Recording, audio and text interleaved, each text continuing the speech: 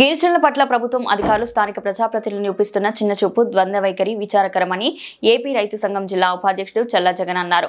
మోందా తుఫాన్ బాధితులను ఉద్ధరిస్తామని నానా హంగామా చేసి ప్రభుత్వం గాని స్థానిక ప్రజాప్రతినిధులు గాని జిల్లా అధికారులు గాని గిరిజన బాధితులకు చేసేదేమీ లేకపోగా బిల్లా బిస్కెట్ పంపిణీతో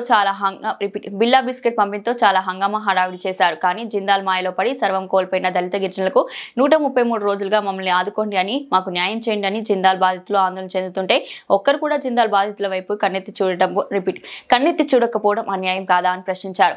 జిందాల్ బాధితులకు జరిగిన అన్యాయాన్ని అటు ప్రభుత్వానికి ఇటు జిల్లా అధికారులకు స్థానిక ప్రజాప్రతినిధులు వేడుకున్నా మమ్మల్ని పట్టించుకోవడం లేదంటే గిరిజనుల పట్ల మీరు చూపిస్తున్న సవితి తల్లి ప్రేమ, మీరు ఆలంబిస్తున్న ద్వంద్వ వైఖరి ప్రజలందరూ గమనిస్తున్నారా అన్నారు.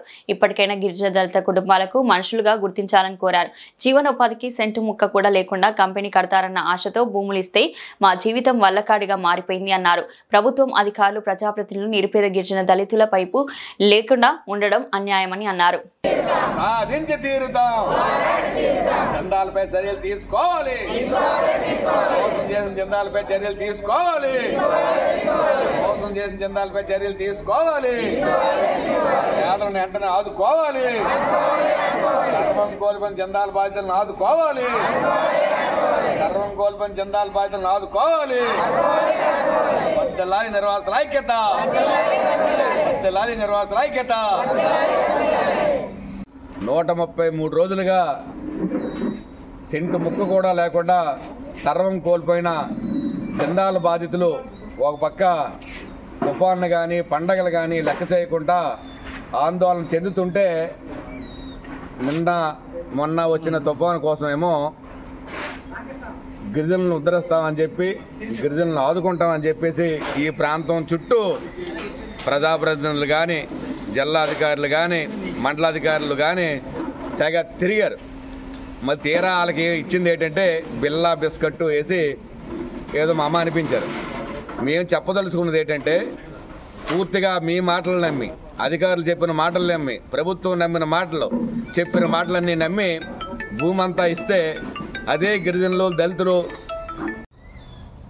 బ్రతకండి అని చెప్పి ప్రభుత్వం కొన్నేళ్ల కిందట పేదలందరికీ భూమి ఇస్తే, ఆ భూమి తీసుకున్నప్పుడు జిందాల్ యాజమాన్యం మీకు ఉద్యోగాలు ఇస్తాం, ఉపాధి కల్పిస్తాం, మీ అందరికీ ఉన్నతమైన బతికిస్తామని చెప్తే నమ్మి భూములు ఇచ్చి 18 ఏళ్ళు అయినా సరే నేటికి ఎటువంటి భరోసా లేక మరలా ఆ భూమి వేరే వాళ్ళకి అమ్ముకోవడానికి సిద్ధమవుతుంటే 133 రోజులుగా ఆందోళన చెందుతున్న దళితులు గిరిజనులు ఒక పక్క ఆందోళన చెందుతుంటే, ఈ మధ్య తుఫాన్ అని చెప్పి కొంత అడావడి నడిచింది.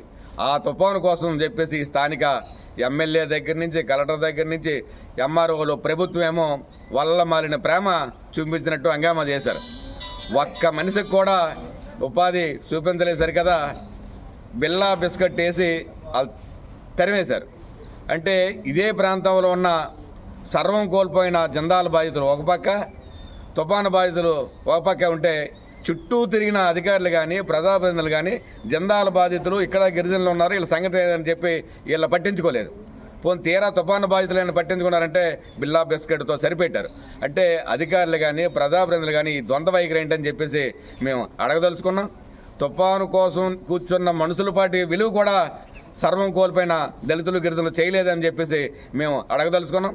ఎప్పటికైనా సరే సర్వం కోల్పోయి ఉన్న, త్యాగం చేసిన, ఉన్న భూమి అంతా సమర్పించిన దళితులు గిరిజనుల పక్క మీరు ఎందుకు ఇలా వ్యవహరిస్తారని చెప్పేసి మేము అడగదలుచుకున్నాం. 133 రోజులుగా కలెక్టర్కి చెప్పాం, ఎమ్మెల్యేలకు చెప్పాం, ముఖ్యమంత్రికి చెప్పాం, ఒక్కరు కూడా స్పందించలేదు.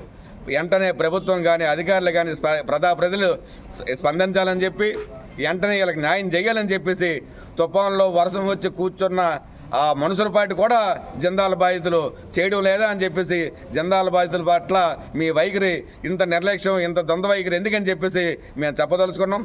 తక్షణమే జెండాల బాధితులను ఆదుకోవాలని చెప్పేసి తక్షణమే ప్రభుత్వం, అధికారులు, స్థానిక ప్రజాప్రతినిధులు స్పందించి జెండాల బాధితులు, అందులో సర్వం కోల్పోయిన దళితులు గిరిజనులు ఉన్నారు కనుక వాళ్ళకి న్యాయం చేయాలని చెప్పేసి మేము డిమాండ్ చేస్తున్నాం.